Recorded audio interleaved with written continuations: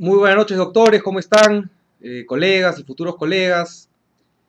Es un placer para mí, mi nombre es Jaime Otero y es un placer para mí presentar hoy día a un colega amigo, el doctor Gustavo Watanabe, que nos conocemos hace mucho tiempo, desde la época de la universidad, y ahora por coincidencia trabajamos también en la misma universidad como docentes, quien nos va a presentar hoy día un tema muy interesante y enriquecedor para nuestra práctica profesional, sobre todo un tema pues muy aplicable a la clínica diaria, es decir, las restauraciones estéticas en el sector posterior.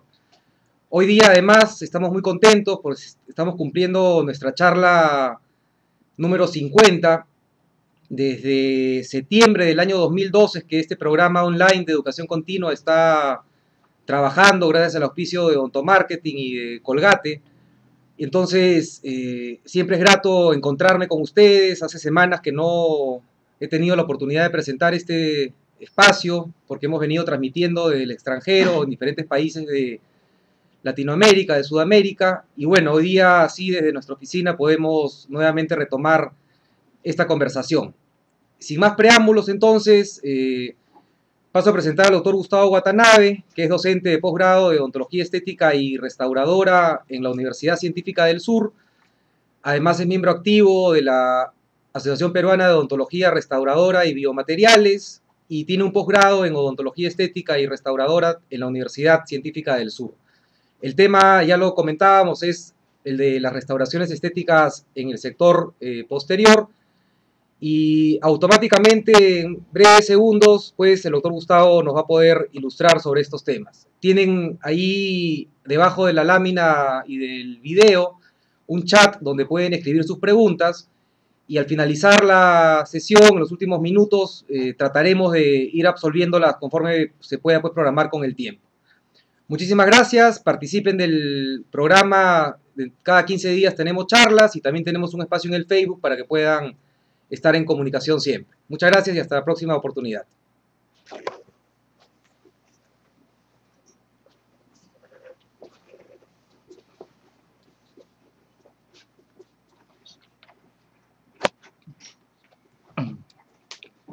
Bueno, buenos días, doctores, colegas, pues amigos, es un gusto poder estar nuevamente gracias a la invitación de Colgate y Odontomarketing para poder compartir algunas pequeñas experiencias con ustedes. Pues al final, como decía el doctor Otero, responderemos algunas preguntas y si no nos da el tiempo, igual al final les dejaré mi correo electrónico y pues me puedan contactar por Facebook o por correo electrónico para poder comunicarnos y poder resolver cualquier duda que ustedes presenten, ¿sí? Entonces empezaremos con la charla. Lo que nos pidieron hoy día conversar es un poquito de lo que son resinas o estética en el sector posterior. Veremos un poquito de lo que es directa e indirecta.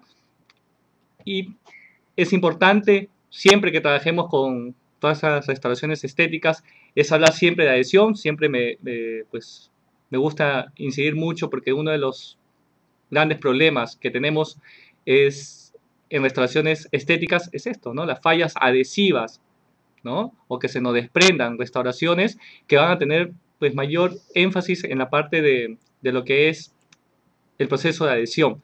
Y entonces yo siempre digo que esto es un problema más de manejo de técnicas de aplicación de resinas y no echarle tanto a veces la culpa material, ¿no? Porque decimos, ah, no, ¿qué material es mejor?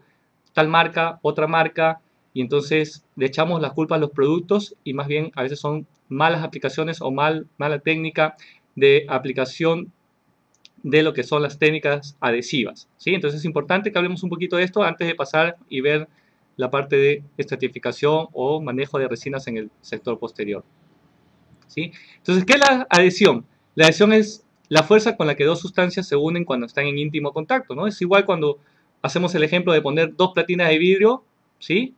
Y ustedes van a ver que es difícil de separar, pero a esas dos platinas de vidrio ustedes le pueden colocar una gotita de agua y van a ver que esas dos platinas de vidrio son muy difíciles de separar. Entonces, ¿qué estamos haciendo? Es buscar el íntimo contacto. Por más que sea un vidrio muy pulido, vamos a ver que hay pequeñas imperfecciones microscópicas que cuando ustedes aplican esta gota de agua, eso van a estar cubiertas y van a generar un mejor contacto entre las dos superficies y va a haber una mejor fuerza de adhesión. Y es una de las cosas más o menos que tratamos de buscar cuando usamos nuestros sistemas adhesivos para buscar un mejor contacto entre nuestro sustrato de dentina o esmalte con nuestro material restaurador, en todo caso podría ser una resina. Y entonces hay que entender que nos adherimos a dos estructuras, ¿no? Lo que es el esmalte y la dentina. Entonces el esmalte es una estructura con mayor porcentaje, casi un 97% de contenido mineral, un 2% de contenido de agua y un 1% de contenido orgánico. Además, si esquematizamos esto, el esmalte tiene la forma de los famosos prima del esmalte y vamos a darnos cuenta que es una estructura muy homogénea. Entonces, de los cuales la adhesión a esmalte realmente está estudiada por muchos años y nos hemos dado cuenta que no hay mayor problema siempre y cuando hagamos una buena técnica y buen protocolo de manejo del sistema adhesivo. Empezando porque tenemos que trabajar con un buen aislamiento del campo operatorio, ¿sí? Limpiar la superficie bien, la superficie del esmalte, puede ser con piedra pómez o hacer un asperizado, ¿no? Para poder hacer el proceso de adhesión, en el cual debemos de trabajar siempre el grabado ácido con el ácido fosfórico al 37% de 15 a 30 segundos, ¿sí? No más de este tiempo, ¿sí? Debemos de lavar bien la superficie por 15 segundos y secar con un papel absorbente o una gasa. Como ven acá en la foto, no me gusta mucho estar colocando secar con torundas de algodón, porque estas pelucitas que ustedes ven, por lo general uno no los ve, pero se quedan impregnados o pegados en la estructura del diente y vamos a tener problema de que se nos contamine o tengamos problemas de que se queden estas fibras en el diente y podamos tener problemas en el proceso de adhesión. La otra estructura que realmente nos adherimos va a ser ¿cuál? La dentina, donde ya encontramos que es una estructura más heterogénea, ¿no? Donde cual tenemos matriz mineral un 70%, un 18% de contenido orgánico y un 12% de agua. Entonces es una estructura mucho más heterogénea, en el cual vamos a ver que tenemos una dentina peritubular, una dentina intertubular, ¿sí? Tenemos los procesos odontoblásticos dentro de los túbulos dentinarios y si nos damos cuenta y nos acordamos, la dentina o los túbulos, los diámetros de los túbulos dentinarios más pegados a la pulpa son mucho más amplios y más pegados al esmalte son de diámetros mucho más pequeños. Entonces, una dentina más profunda siempre va a ser más permeable. Entonces, va a ser mucho más difícil la adhesión. Mientras más cerca estemos a la pulpa, la adhesión va a ser mucho menor. Entonces, tenemos que tener muchísimo cuidado cuando trabajamos sobre dentina. Entonces, vamos a ver, una de las cosas muy importantes es ver el manejo, ¿no?, del colágeno y la importancia en la adhesión. Entonces, cuando uno hace un grabado ácido, ¿qué hacemos? Eliminamos lo que es el barro dentinario y exponemos y desmineralizamos la dentina exponiendo la matriz colágena, la matriz orgánica, ¿sí? Que quedan como unos filamentos o unos cabellos, ¿sí? Que es importantísimo de que no resequemos la dentina. En el proceso que nosotros resecamos la dentina, ¿qué hace? Estas fibras de colágeno se van a colapsar. Y al colapsar, cuando ustedes apliquen el sistema adhesivo, este adhesivo va a tratar de infiltrar sobre todo la matriz colágena y en los túbulos dentinarios y nos vamos a dar cuenta que hay zonas que no son bien infiltradas por este adhesivo.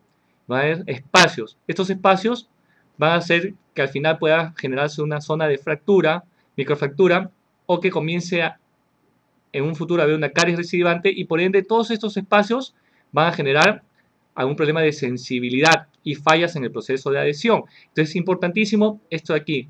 Entonces, cada vez que nosotros veamos que es probable que quede algún espacio, ¿sí? ¿Se acuerdan que cuando hablamos de adhesión decíamos que debe haber un íntimo contacto entre las superficies? Cualquier espacio que haya entre la restauración y el diente va a generar algún problema de adhesión y probablemente un problema de sensibilidad dentinaria. ¿Sí? Entonces hay que tener mucho cuidado cuando ustedes trabajan todo este proceso y no resecar la dentina. Es un paso muy importante para no tener problemas de sensibilidad y fallas en el proceso de adhesión.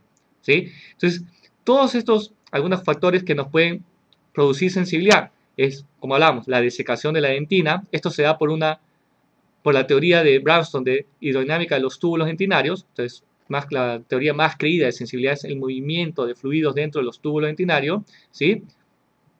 Entonces, el exceso también de aplicación del ácido grabador también va a hacer que se desmineralice mucho. La profundidad que tiene el ácido grabador no va a ser alcanzado por la profundidad que pueda penetrar o infiltrarse el adhesivo dentro de nuestra dentina. Entonces, si el ácido se mantiene por mucho tiempo, eso va a hacer que sea muy difícil que se pueda infiltrar del todo la dentina desmineralizada con el sistema adhesivo y va a haber espacios que van a generar sensibilidad.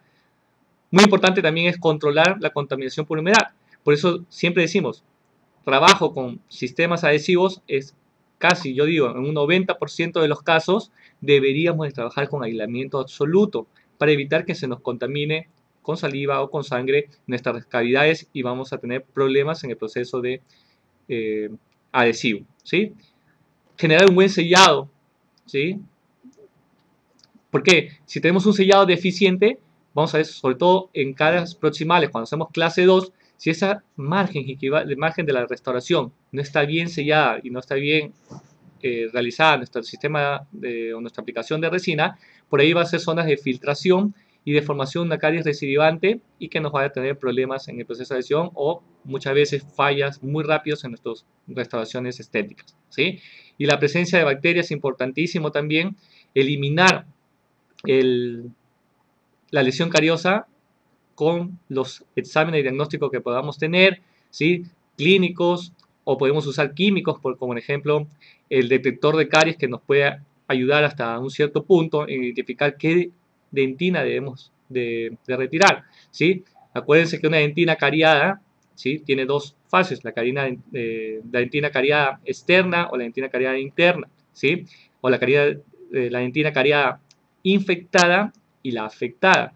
Nosotros debemos de retirar la que es la infectada, la que ya no se puede remineralizar y no sirve para el proceso de adhesión. Pero una dentina afectada que está desmineralizada realmente por los productos o los ácidos generados por las bacterias, debemos de tratar de mantenerla y poderla usar durante el proceso de adhesión. Entonces todo eso es importante, evaluar mucho y diagnosticar mucho y tener mucho cuidado y ser muy conservador a la hora de retirar las lesiones cariosas para poder no tener problemas de eliminar demasiado tejido dentario. Entonces, esto es uno de los grandes problemas. Miren, una restauración con poco tiempo, ¿sí? Puede tener fallas en la adhesión. Una de las cosas importantísimas que siempre me gusta comentar es la oclusión. Es importantísimo evaluar la oclusión. Una de estas fallas también se da por problemas de oclusión. Nadie de nosotros, creo que casi la gran mayoría, nunca hace una prueba de puntos de contactos antes de hacer una restauración. A ver en qué zonas están contactando nuestro antagonista, ¿sí? Porque es importantísimo que cuando ustedes hagan la preparación para la cavidad, nunca dejen un punto de contacto en el límite entre el diente y la restauración, porque si no van a comenzar a tener estas fallas, microfracturas en estas zonas, en el límite de unión, y van a tener que empezar, o sea, se empieza una filtración en nuestra resina. Entonces es importantísimo que siempre tratemos de dejar diente con diente, ¿sí? El contacto sea diente con diente, ¿sí? Si es que no podemos dejar diente con diente, pues pasaremos a hacer lo que es que el contacto se dé en la restauración.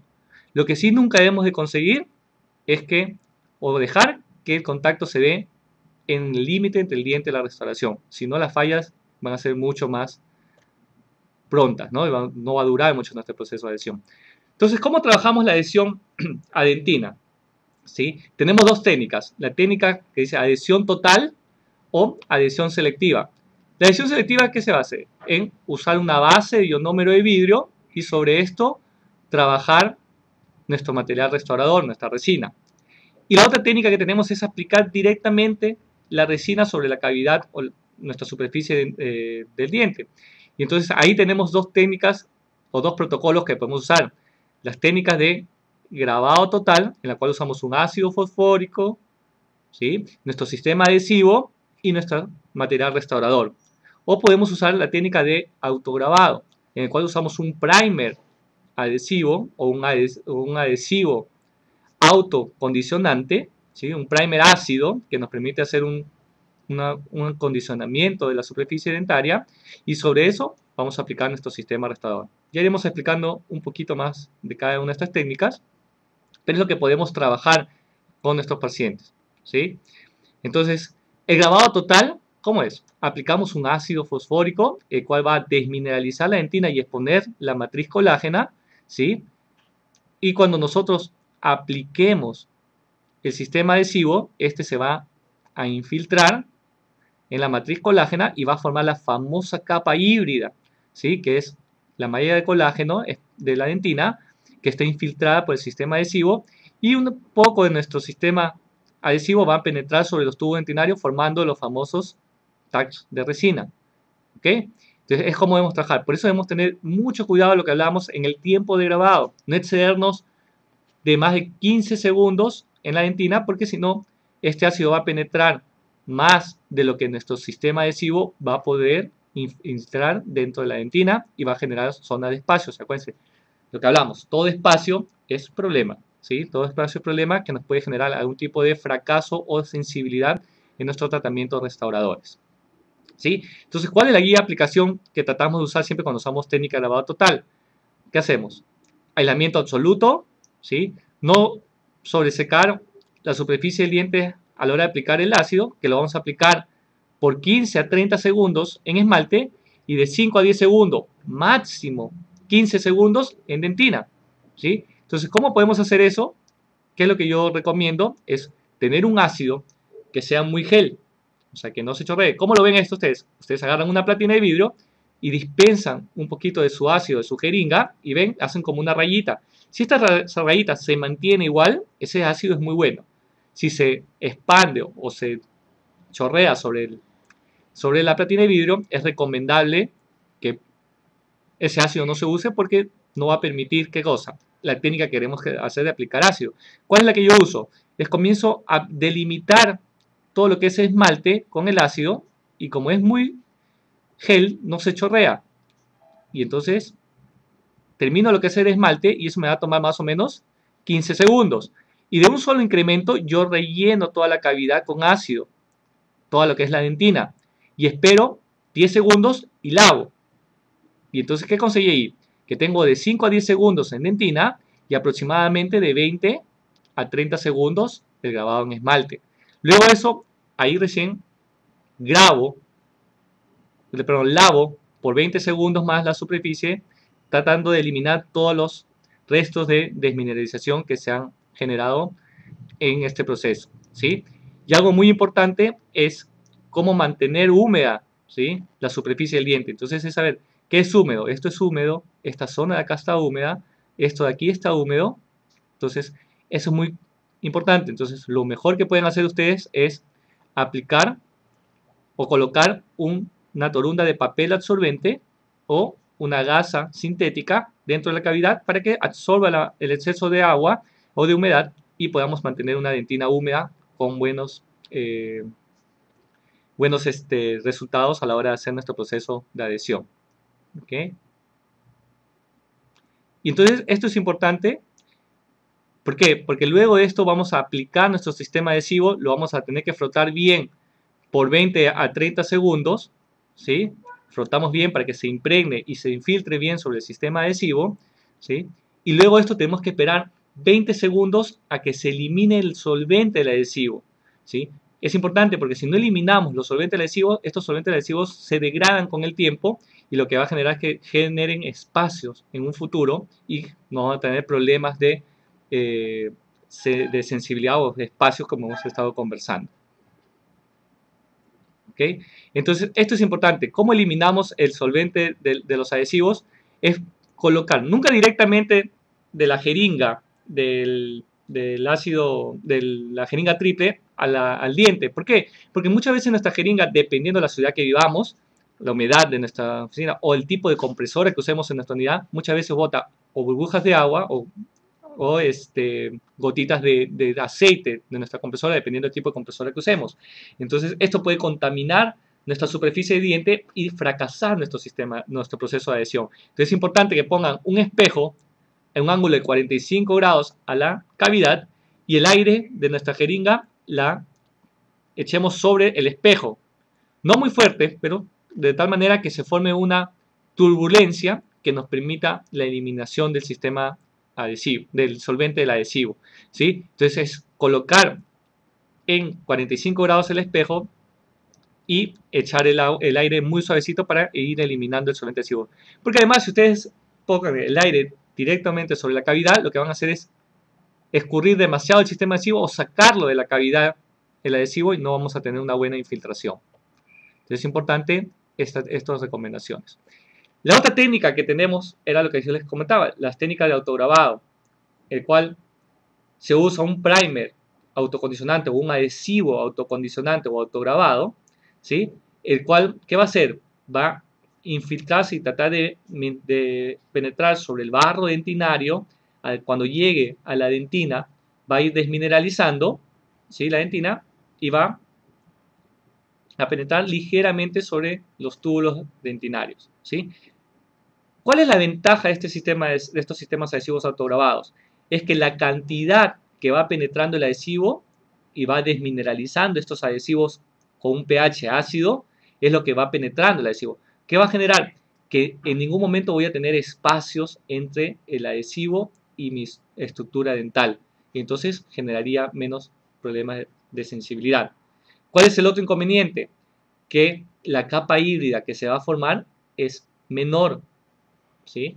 Al tener un menor espesor la capa híbrida, obviamente la fuerza de adhesión es mucho menor, porque es donde mayor fuerza se da, es en la capa híbrida, ¿sí? Muchas veces se creía que los tags de resina o el adhesivo que se iba infiltrando dentro del túbulo dentinario daba mayor retención, y realmente en sistemas adhesivos no. Lo que se ha demostrado en los estudios es que la capa híbrida es lo que da la mayor fuerza de adhesión a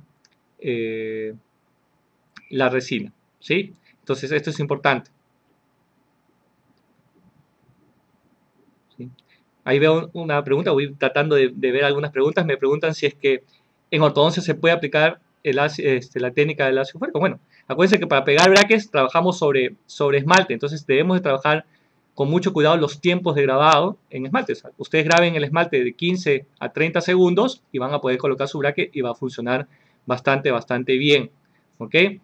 Pero lo que tienen que tener cuidado, unas cosas que yo digo a los ortodoncistas es graben un diente o dos dientes y peguen dos brackets, ¿sí? Porque muchas veces veo que colocan, lo hablo porque yo dentro de mi práctica también hago ortodoncia, soy ortodoncista también, y entonces veo que graban toda la arcada, ¿sí? Entonces si empezaron el lado derecho a poner el ácido y terminaron el lado izquierdo, cuando terminen el lado izquierdo ya el lado derecho tiene más de un minuto de aplicación de ácido y entonces ahí van a tener muy baja fuerza de adhesión y entonces muchos brackets se van a comenzar a despegar, ¿sí?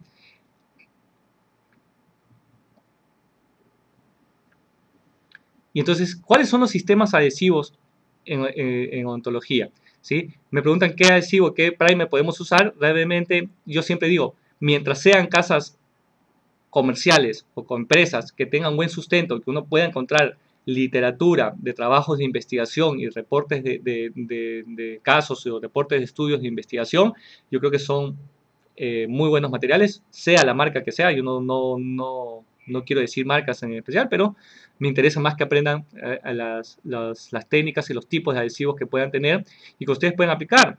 Y entonces eso les va a dar mejor. Es importante que ustedes lean mucho sobre trabajos de investigación para que ustedes decidan qué sistema adhesivo pueden trabajar mucho mejor, ¿sí?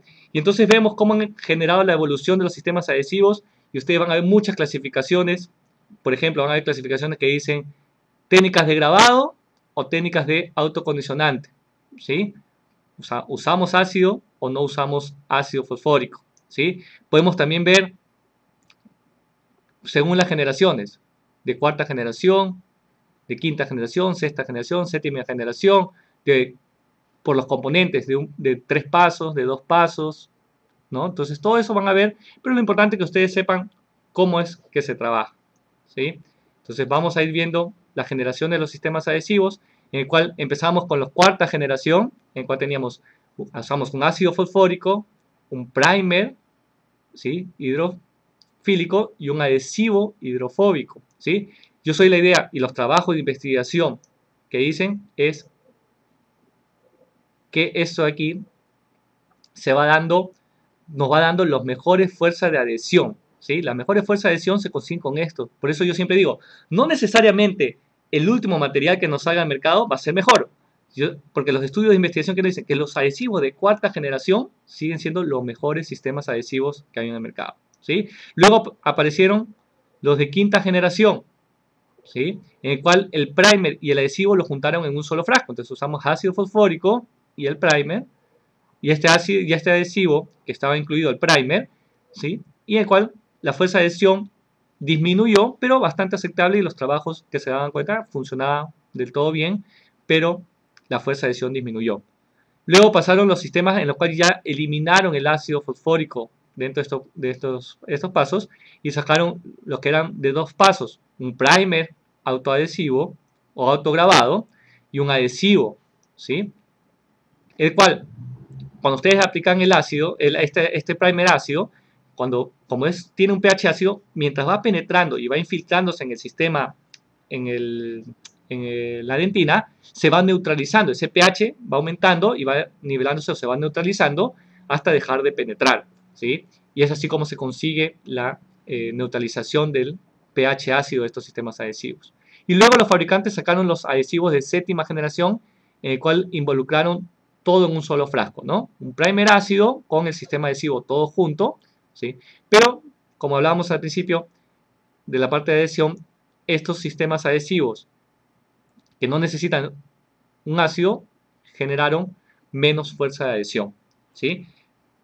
Y sobre todo, ¿dónde teníamos mayores problemas? En esmalte. Por eso que después se comenzó a recomendar grabar solo el esmalte y aplicar estos sistemas adhesivos para mejorar este proceso de adhesión,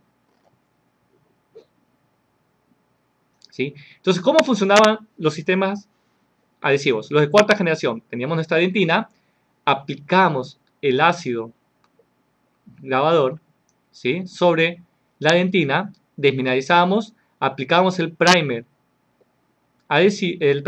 hidrofílico, y luego sobre este primer hidrofílico servía como vehículo para que nuestro sistema adhesivo penetre dentro y se generaba una mejor infiltración de los sistemas adhesivos y generando una mayor fuerza de adhesión. ¿Cuál era el problema de este sistema adhesivo, de este protocolo? ¿Sí? El gran problema era que muchas veces el profesional, el odontólogo, se equivocaba y primero aplicaba el adhesivo y luego el primer, y entonces ahí sí no funcionaban y fracasaban los sistemas adhesivos. Por eso que los fabricantes unieron todo en un solo frasco y sacaron los adhesivos de quinta generación, en el cual usamos un ácido fosfórico y un sistema adhesivo en el cual estaba incorporado el primer, ¿no? Y entonces, ¿cuál era el problema con este sistema adhesivo? Era el grabado, el exceso del tiempo de grabado. Entonces, por eso que lo que conversábamos era que aparecieron los adhesivos de sexta generación, en el cual involucraban el barro dentinario como parte del sustrato de adhesión, aplicaban el primer ácido que se iba neutralizando, y luego sobre ese primer ácido se infiltraba el sistema adhesivo o el adhesivo que generaba fuerza de adhesión. Esto generaba menor fuerza de adhesión que cuando hacemos técnicas de grabado, ¿sí? Y luego de esto, ¿cuál era el problema también de este sistema de sexta generación? Que se equivocaban, primero ponían el adhesivo y después el primer ácido, y entonces, ¿qué generaron? Que trataron los fabricantes de juntar todo en un solo frasco y sacaron los adhesivos de séptima generación, en el cual ya se junta el primer y el adhesivo en un solo frasco y solo se aplicaba sobre el barro dentinario, sobre la dentina y el barro dentinario, y esto modificaba el barro dentinario, se infiltraba sobre la dentina y generaba esto, generando menos fuerza de adhesión también, ¿no? Entonces, esto es un problema. ¿Cuál es la ventaja? Que la penetración es mucho menor, sobre todo cuando estamos en dentinas muy profundas. ¿Ok? Y estos son los nuevos, al menos en el mercado peruano donde yo trabajo, que encontramos los nuevos sistemas adhesivos, en este caso 3M y Kerr, que tienen sistemas adhesivos que están incorporando dentro de su composición los nuevos monómeros MDP o GPDM, dependiendo de la marca, ¿sí? Que ya en muchas casas comerciales también sé que la están incorporando en todos sus sistemas adhesivos, pero estos GPDM es un monómero que era patentado por la empresa Curaray, ¿sí? Que ya lo tenía hace 20 años. Entonces, hablamos de que no es un monómero nuevo, sino que estaba patentado y las demás empresas no lo podían usar. Pero son monómeros que permiten una adhesión tanto micromecánica como una adhesión química. Genera una interacción química o intercambio iónico también de este monómero que genera una buena adhesión. ¿Sí? Entonces, estos monómeros dentro de estos sistemas adhesivos que permiten que estos nuevos sistemas adhesivos se puedan usar con todos los protocolos más o menos que hemos estado conversando. Se pueden usar grabando esmalte y dentina, grabando solo esmalte o sin grabar. Entonces podemos usar grabado total y podemos usarlo como autograbado. Entonces son nuevos sistemas adhesivos que están entrando al mercado y que están dando pues estas nuevas facilidades para el uso de los colegas. ¿Ok? Y entonces lo importante es saber qué solvente tienen estos sistemas adhesivos. ¿Sí? Entonces los solventes que tenemos son el etanol, acetona y agua. ¿Sí? Entonces estos solventes que pueden tener lo entendemos tan fácil.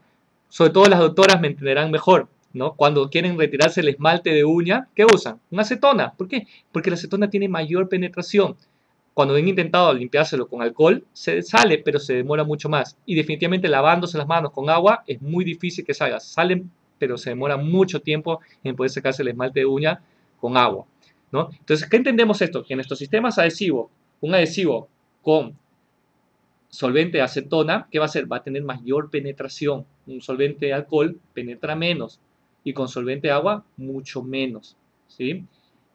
Ahora, ¿qué hacen los sistemas adhesivos? Mezclan, ¿sí? Mezclan los solventes para tener un efecto intermedio, ¿no? Entre la penetración que puedan tener. Entonces, esto es importante porque vamos a tener que entender, ¿sí?, que no es necesario, o sea, o que hay que tener que entender cuántos sistemas adhesivos tendríamos que tener en el consultorio. Muchas veces solo usamos un sistema adhesivo en el consultorio y ya vamos a darnos cuenta que dependiendo del caso clínico que tengamos, vamos a tener que tener por lo menos 2 o 3. Si yo estoy en una restauración que estoy lejos de la pulpa, muy pegado al esmalte, yo podría trabajar con grabado total, grabar esmalte y dentina, y necesito un adhesivo que tenga un solvente a base de acetona para que penetre bien y me forme una capa híbrida, una buena capa híbrida. Pero, por ejemplo, yo tengo una restauración en la cual he hecho una cavidad muy profunda y estoy muy cerca a la pulpa, yo necesitaría un adhesivo que no penetre tanto, porque yo lo que no quiero es que mi sistema adhesivo llegue hasta la pulpa. Entonces necesitaría un adhesivo con solvente o alcohol, o preferible con un solvente a base de agua, y tratar de que sea un sistema adhesivo autocondicionante para no grabar la dentina y no penetre más mi sistema adhesivo. Entonces todo eso va a generar que tengamos por lo menos 2 o 3 sistemas adhesivos dentro de nuestra práctica diaria. ¿Sí? Y entonces la otra técnica que estábamos conversando es, ok, yo siempre digo, siempre escucho en las conferencias, en libros, es ¿uso ionómero de vidrio o no uso ionómero de vidrio? Vamos a ver muchas investigaciones de cuáles están a favor de usar el ionómero de vidrio y muchas que están en contra de usar el ionómero de vidrio. Y realmente yo pienso que cada situación clínica es la que nos va a dar un buen diagnóstico del paciente, es lo más importante, porque yo me he dado cuenta que muchas veces he colocado una base de ionómero de vidrio, he puesto en mi restauración y el paciente ha tenido sensibilidad o algún problema. Lo he cambiado por solo colocar resina y las molestias terminaron. Pero me ha pasado también todo lo contrario, que he puesto resina directo a la dentina y he tenido problemas de sensibilidad. He sacado la restauración, he puesto ionómero y resina y mis problemas desaparecieron. Entonces, la práctica me ha dicho que no es necesario escoger una a la otra. Voy a tener que seleccionar, dependiendo de mi paciente, cuál tipo de restauración me va a convenir hacer o no, o qué sistema, o qué material usar, dependiendo de la que yo vea con mi paciente. Pero entonces esta alternativa de poner una base y ionómero de vidrio va a ser bastante recomendable de usar, sobre todo muchas veces cuando tenemos cavidades muy profundas. Quiero poner un protector dentinario como una base de ionómero de vidrio que me puede servir, ¿sí? Y entonces, ¿qué es importante cuando hablamos de ionómero de vidrio para no tener problemas? Es uno respetar lo que nos dice el fabricante, ¿sí? Si me dice mezcla una gota ¿sí? Con una cuchara, es una gota con una cuchara. Muchas veces pasa que dispensamos media cuchara y queremos dispensar media gota y es muy complicado dispensar media gota. Entonces, si alteramos las proporciones de polvo y líquido, vamos a tener problemas que nuestras propiedades del material van a fracasar, no van a ser las óptimas, ¿sí? Y lo otro importante es, si no dice, usted tiene que mezclar 25 segundos o 30 segundos y llevar inmediatamente la restauración al ionómero a la boca, hay que hacerlo. ¿Por qué? Porque el ionómero de vidrio es un intercambio iónico, ¿sí? Con la estructura dental. Entonces, en ese proceso es donde está más ácido el ionómero de vidrio y va a haber una mejor interacción iónica con nuestra dentina. Si uno dice, ah, no, pero es que en este momento es muy chicloso el ionómero de vidrio, muy pegajoso, no me permite llevarlo, a lo mejor espero un ratito que se endurezca y ahí recién lo llevo a la boca, ya va a ser muy complicado porque la interacción con la superficie dentina no va a ser la óptima, ¿sí? Va a haber menos respuesta, menos intercambio iónico y van a tener problemas en este sentido, ¿sí? Entonces acuérdense que la adhesión se da por intercambio iónico, ¿sí? Y hay que llevarlo con jeringas Centrix, no con espátulas, no con portadical o con un portahidróxido de calcio, porque cuando ustedes llevan con un instrumento el ionómero de vidrio, ¿qué va a hacer? Ustedes colocan y cuando jalan el instrumento, el ionómero de vidrio se viene con el instrumento y lo que van a generar es burbuja. Por eso muchos fracasos los ionómeros de vidrio y que le tienen mucho miedo. Es importante también acondicionar la superficie del diente antes de aplicar ionómero de vidrio con ácido poliacrílico al 20% o al 10% por 10 segundos. No ácido fosfórico cuando es ionómero de vidrio, ácido poliacrílico, ¿sí? Que vende. Muchas veces no encontramos estos productos en el mercado y podemos usar el líquido del ionómero de vidrio, que es a base de ácido poliacrílico, que lo ponemos, lo aplicamos, lavamos por 10 segundos, ¿sí? Aplicamos por 10 segundos y lavamos, y sobre eso ponemos nuestro ionómero de vidrio, ¿sí? Que es lo más recomendable. Pero es importantísimo hacer un acondicionamiento también para que funcione nuestro ionómero de vidrio. Y uno de los grandes fracasos que tenía el ionómero de vidrio, los grandes problemas, es la falla cohesiva, o sea, la fuerza del mismo material se fractura en el mismo material. Entonces, porque no tenía buena resistencia. Y es ahí donde comienzan a modificar el ionómero de vidrio con resina para darle mayor resistencia a este material. Y por eso que muchas veces encontramos ionómeros de vidrios modificados con resina. Por dos razones. Uno, para darle mayor resistencia, y es la única forma de que podemos hacer que nuestro ionómero de vidrio se vuelva fotopolimerizable, ¿sí? Cuando está modificado con resina, ¿sí? El acondicionamiento con ácido poliacrílico, como me preguntan ahí, es importante porque me permite remover o modificar en cierta forma el barro dentinario y poderme adherir mejor a la estructura de la dentina, ¿sí? Eso es una de las cosas que además va como que ya alterando o modificando la interacción iónica con la superficie de la dentina y hace un mejor intercambio iónico de nuestra restauración, ¿sí? Del ionómero de vidrio con el diente, ¿sí? Entonces, ¿qué usamos? Uno de los materiales que usamos más para hacer restauraciones en el posterior son las resinas, ¿sí? Que son materiales estéticos, con matriz orgánica, matriz inorgánica, con relleno, ¿no? La matriz inorgánica, que da un aspecto muy natural y pues en la general las últimas evolución de las resinas nos están dando buenos resultados en lo que es resistencias en las cargas oclusales y buena adhesión a las estructuras dentales, ¿sí? Vamos a ver que hay diferentes clasificaciones, una de las conocidas por macropartículas, micropartículas, híbridas, nanopartículas, ahora encontramos nanohíbridas y las fluidas, ¿no? Todo esto se van a usar dependiendo las estructuras que tengamos, entonces va a depender mucho la evolución de los nanorellenos o nanopartículas, dependiendo de la cantidad. Definitivamente, mientras partículas más pequeñas nos va a permitir un mejor pulido, pero menos resistencia. ¿Ok? Entonces, ¿qué lámpara utilizamos? Y esto es lo que es importante. Definitivamente necesitamos una lámpara que nos permita polimerizar bien, ¿sí? Que nuestros incrementos de resina que nosotros hagamos o nuestra aplicación del adhesivo se polimerice lo mejor posible. ¿Okay? Entonces necesitamos lámparas de alta potencia, en lo que se está recomendando en la actualidad, y que no generen tanto calor. Entonces el mejor que estamos indicando en la actualidad es el uso de las lámparas LED de alta potencia, a partir de 800, 1000 miliwatts de potencia, es lo más recomendable, sobre todo cuando estamos trabajando en cavidades muy profundas, donde la fibra óptica no llega a estar muy cerca de la estructura del diente, ¿sí?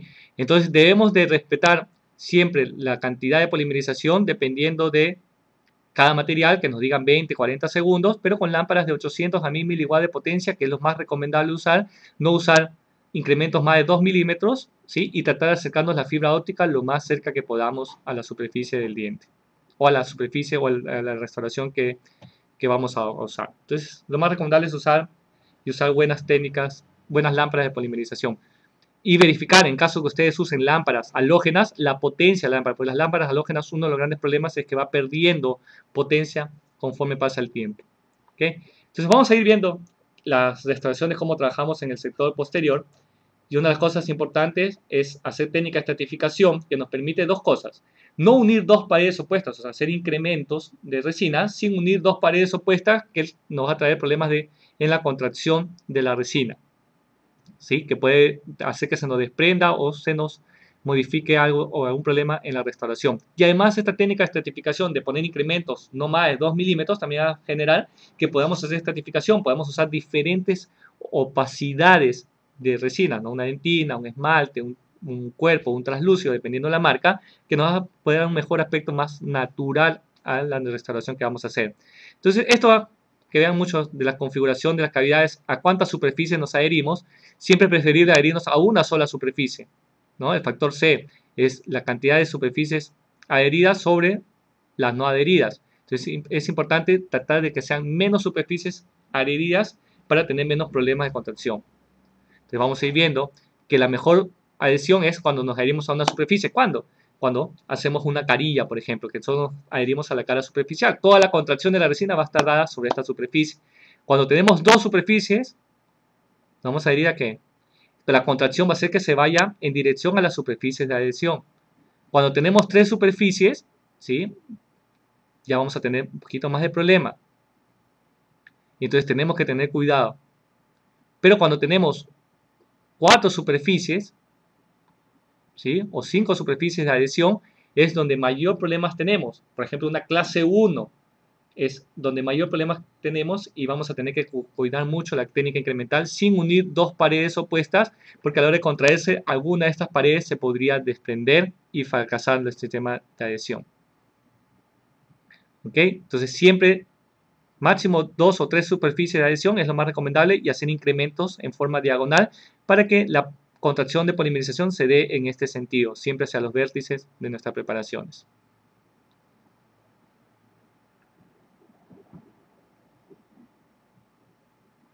¿Ok? Entonces vamos a ver algunos casos de restauraciones que hagamos.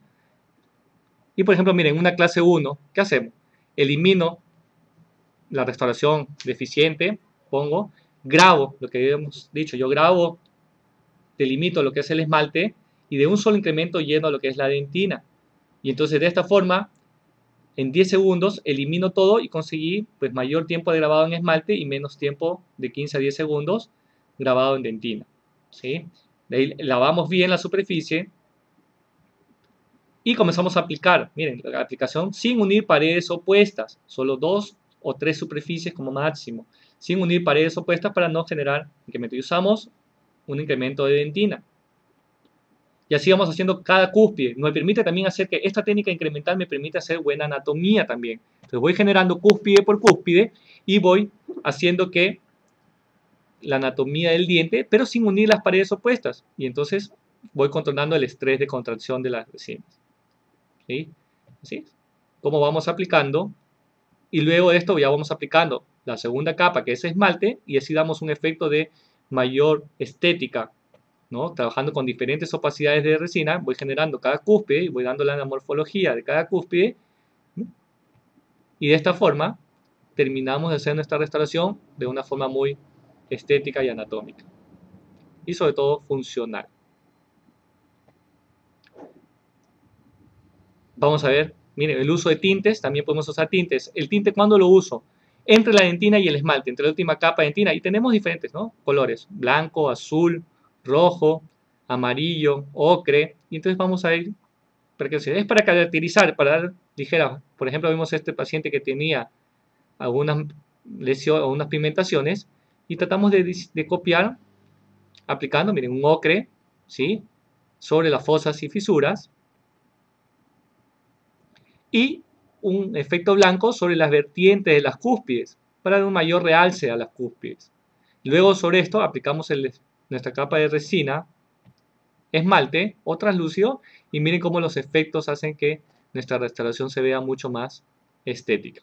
Claro, muchas veces al paciente no le gusta, pero se ve mucho más natural, ¿no? Vamos a ver cómo hacemos una clase 2. ¿Ok? Una clase 2, tenemos una restauración en deficiente estado. Hacemos la preparación, ¿sí? Ponemos una base, acá pusimos una base y un número de vidrio, ¿sí? Y colocamos una matriz con cuñas y hacemos el incremento en dos triángulos. Uno hacia vestibular y otro triángulo hacia palatino. Entonces, paso por paso hago este triángulo, polimerizo, hago este triángulo, polimerizo y evito unir en un solo incremento las dos paredes. Y así, y luego hacemos la aplicación de la capa final de esmalte, como ya vimos en el caso anterior, y generamos la morfología de nuestro diente. Podemos hacer también en el sector posterior incrustaciones. En caso, miren, por ejemplo, en este caso, una cavidad más grande en el cual compromete una cúspide, hacemos nuestra preparación y lo podemos hacer, si quieren, de cerómeros, si quieren de resinas. ¿Sí? Me gusta mucho trabajar con cerómeros y resina. Tomo una impresión, hago mi morfología, yo mismo hago, o lo puedo con resinas o con cerómero, que me gusta trabajarlos, yo mismo los hago en mi consultorio, ¿sí? Y luego los cementamos con un cemento resinoso. Y ahí está nuestra preparación y podemos generar una incrustación también en el sector posterior.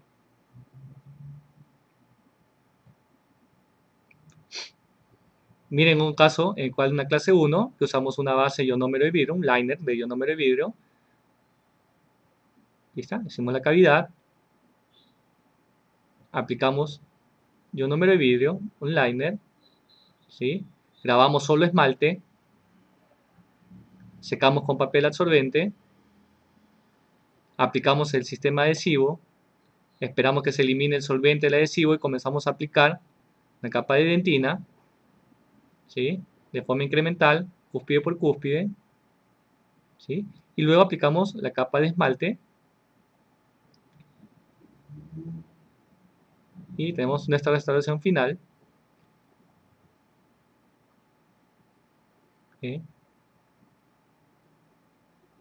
Y luego del pulido de la restauración, vemos que se ve bastante anatómico. Entonces, esta técnica incremental nos permite hacer una buena morfología y un aspecto muy natural porque se ve en mayor profundidad. Uno de los sistemas, miren cómo todo está evolucionando y uno de los que está saliendo en la actualidad es una resina autoadhesiva, ¿sí? Que estas son hechas a base de los famosos MDP que les conversaba, de nuevos monómeros que se están usando en la mayoría de las marcas comerciales, y en el cual podemos trabajar, miren, por ejemplo, casos clínicos, me gusta como trabajar en las lesiones de clase 5, ¿sí? Que siempre busco, cuando no puedo aislar con aislamiento absoluto, pero igual trabajo con un hilo retractor para evitar que el fluido clavicular me contamine la superficie de la restauración. Entonces hacemos el aislamiento, aplicamos este sistema de resina autocondicionante que no necesita ácido grabador, pero debemos de frotarlo bien por 30 segundos. Es que con este material viene con unos pinceles especiales que me permiten frotarlo y generar una buena infiltración, buena penetración de este sistema adhesivo. Y luego voy aplicando capa por capa hasta generar la morfología. Y lo voy polimerizando y me da una buena restauración a nivel de clase 5 sin necesidad, porque muchas veces estos casos tienen sensibilidad. Si yo le pongo ácido y adhesivo, voy a generar mayor sensibilidad. Entonces ahí retiramos el hilo retractor, ¿sí?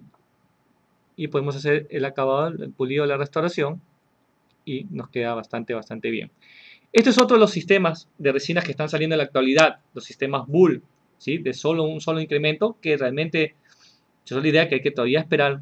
Me gustan, los estoy usando mucho, pero estoy viendo tratar de registrar casos, cómo van en el tiempo, porque no hay estudios a largo plazo de cómo están los resultados de estos tipos de restauraciones, que hacer trabajos de reportes de casos, trabajo de investigación, para poder evaluar cómo van estos materiales. Pero miren cómo se puede usar estos sistemas Bull o de un solo bloque. ¿Qué es la ventaja de estos sistemas? Que el efecto de contracción de polimerización, o sea, unir dos paredes puestas y que haya mucho estrés de contracción, se están disminuyendo. Y entonces me permite que hacer restauraciones en el cual yo pueda trabajar eliminando todo, bueno, estas restauraciones y hacer un solo incremento de todo. Hago mi proceso de adhesión, ¿sí? Usando sistemas autocondicionantes de 2 pasos. Aplico, miren, estos funciones de zona ultrasónica, que hace que se vuelva, esta es una cómpule, vienen en cómpules y que por medio de ultrasonido se vuelve mucho más fluida y me permite inyectar la resina. Entonces yo voy inyectando la resina en la superficie, en la cavidad, ¿sí? Como se va inyectando, como que fuera un ionómero de vidrio, ¿no? Pareciera como la inyección de un ionómero de vidrio. Y ahí está. Y luego de esperar unos segundos, esta resina que se había ablandado por la parte ultrasónica eh, se comienza a endurecer un poquito. O sea, sus partículas se comienzan a estabilizar y se comienzan a endurecer y me permite darle morfología. Y polimerizamos. Y en un solo incremento, miren cómo yo puedo dar mi restauración polimerizada y lista para poder ajustar su son. Es bastante bien. Lo único que yo veo que estas resinas para poder trabajar incrementos y me permite trabajar incrementos hasta de 5 milímetros de profundidad, ¿sí? Entonces, un solo incremento de 5 milímetros de profundidad puedo trabajar de un solo bloque. Y entonces necesito definitivamente una lámpara de alta potencia que pueda polimerizar 5 milímetros de un incremento de resina. ¿Okay? Vamos a ver, miren, este es otro caso que podemos trabajar y muchas veces no es necesario colocar postes en una restauración siempre y cuando tengamos una buena oclusión.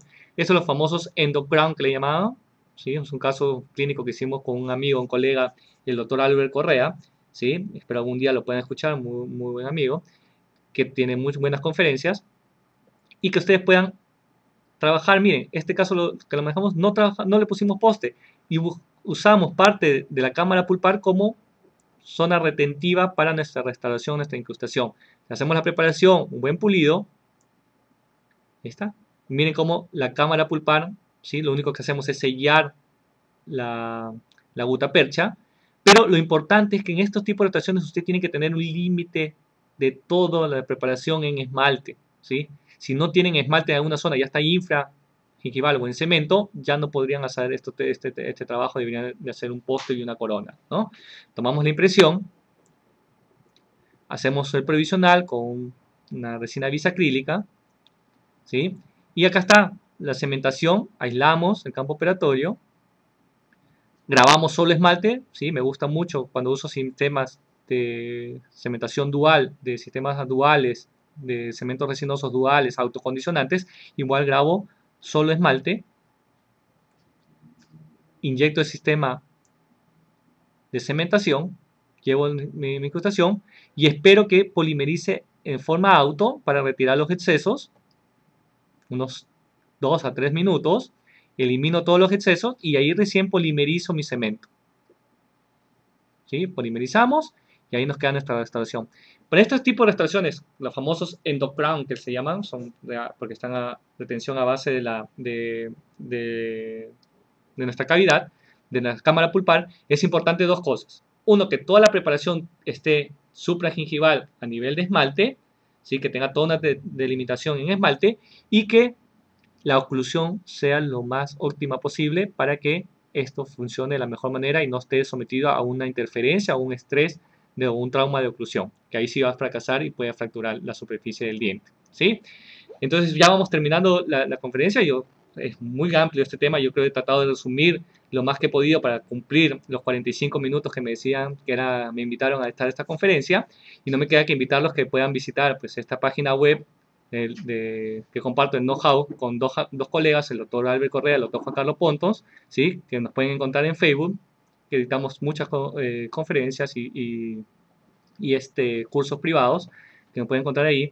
Además de invitarlos para las próximas conferencias vía web, ¿no? Que va a ser el 13 de marzo, ¿sí? Con la doctora Sandra de Colombia, que va a ser lo que es valoración de caries, de riesgo de caries, ¿sí? Esto va a ser el día jueves 13 y la próxima charla sería el jueves 27 de marzo con el doctor Hernán Delgado, ¿ok? Que va a hablar de técnicas para el manejo de restauraciones protésicas fijas, conservadoras, fáciles y naturales, ¿sí? Entonces, están cordialmente invitados para las próximas sesiones por invitación de Colgate y Odonto Marketing, que les va a dar buenas, seguir capacitándose en esta práctica diaria.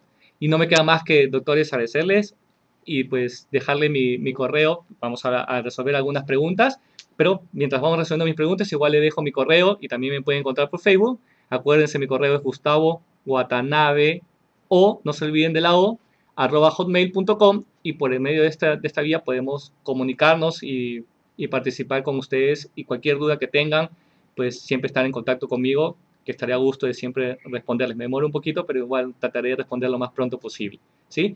Entonces, resolveremos algunas dudas que teníamos. Si puedes, repite la pregunta, ¿no? Sí. Para que se entienda. ¿Hacer grabado total en cavidades profundas o no hacer grabado total? A ver, me preguntan si es, algunas preguntas que nos han hecho durante la conferencia, hacer grabado total en cavidades profundas, y pues hay que tener mucho cuidado. Yo soy la idea, si que queremos tener bastante fuerza de adhesión, grabar 5 segundos, no más, ¿sí? O usar una base ionómero de vidrio, o usar un adhesivo autocondicionante. Tenemos las tres alternativas. Decir cuál es mejor es difícil, porque depende mucho del manejo de nosotros, y pues del riesgo y la evaluación que hayamos hecho a cada paciente de la sensibilidad que tenga, ¿no? De qué tan sensibles están sus dientes, ¿sí? ¿Qué es mejor, un sistema adhesivo viscoso o fluido? Me preguntan, ¿qué es mejor, un sistema de adhesivo viscoso o fluido? Definitivamente, pues hay las marcas que tenemos sistemas adhesivos que son muy fluidos y sistemas. Y lo más importante es que nosotros leamos las indicaciones de cada fabricante, porque muchas veces cuando es un sistema adhesivo fluido, nos dicen que debemos de tener, o sea, el protocolo que nos diga cada marca de manejo, pero definitivamente un sistema fluido va a tener probablemente una mejor penetración. Y cuando uso un sistema adhesivo un poquito más viscoso, voy a tener que apoyarme con un microbrush y frotar, o un pincel, y frotar la superficie de forma activa para ayudar a la mejor penetración del sistema adhesivo. Pero hay que escuchar y leer mucho las indicaciones del fabricante a la hora de aplicar estos sistemas adhesivos. Cuando se usa autograbador, ¿hay que eliminar el ácido? No, la ventaja, me preguntan, cuando usamos un sistema autograbador, ¿debemos de eliminar el ácido? No, lo que pasa es que no trae un ácido, hablando del sistema autograbador. Lo que hace es que el primer adhesivo o el sistema adhesivo tiene un pH ácido, o sea, su pH ácido, de por sí la composición es ácida a la hora que ustedes lo hagan. Y una de las cosas que digo que hacemos es prueba. Ustedes pónganse una gotita de sistema adhesivo y pónganlos en la punta de la lengua y lo van a sentir lo ácido que es un sistema adhesivo. Y entonces ahí van a entender por qué le digo que es ácido. Entonces, ¿qué hace? A la hora que yo lo coloco, se va neutralizando por el mismo proceso de penetración e intercambio con los restos de minerales, o la disminución que se va generando, se va neutralizando el pH y va dejando de mineralizar. O sea, va neutralizándose. No es que se elimine el ácido, sino que el pH, que está generalmente en 2 o 3 de pH, se va neutralizando un pH de 7, ¿no? Que va a ser más neutro. ¿En clase 5 hacer resinas o ionómeros? A ver, en clase 5 es todo un tema. Me preguntan, hacer clase 5, poner resina o ionómero. Y es muy importante, y lo más importante es diagnosticar cuál es la causa del problema, por qué se genera una lesión de clase 5. ¿Es una erosión? ¿Es una abrasión? ¿Es una tricción? ¿Es un trauma de oclusión? Y entonces, si yo no quito las causas del problema, así yo ponga ionómero de vidrio o ponga resina, se van a desprender por el trauma de oclusión o por la causa que está generando. Entonces, yo primero, antes de hacer una restauración, yo debería eliminar la causa del problema que me está generando este tipo de lesión de clase 5, y podría usar ionómero de vidrio o podría usar resina. No tendría ningún problema, es decir, va dependiendo de la sensibilidad que tenga el paciente o no, pero me interesa más, para que funcione cualquiera de estos sistemas restauradores, es eliminar la causa del problema. Para clase 5, ¿con qué instrumento se coloca el ionómero? Para clase 5, ¿con qué instrumento se coloca el ionómero de vidrio? Yo soy la idea que siempre usemos una jeringa Centris, ¿sí? Porque si se acuerdan ustedes, en la época que estábamos en el pregrado y nos daban nuestra primera práctica de clínica y nos daban nuestra lista de material, nunca encontramos un instrumento que decía portaionómero de vidrio. Entonces no existe el instrumento portaionómero de vidrio. A veces, cuando son ionómeros Leine, podemos usar un portadical o un portahidróxido de calcio, pero realmente el ionómero de vidrio deberían de inyectarse con una jeringa Centris, que es una cómpule para ionómero de vidrio, que debemos de inyectar. Y pues después con una espátula podemos esperar que frague un poquito o que vaya fraguando el ionómero y modificándolo o amoldándolo un poquito. Pero el acabado, la forma, se determina dando con fresas multilaminadas, ¿no? No se da con morfología con algún instrumento.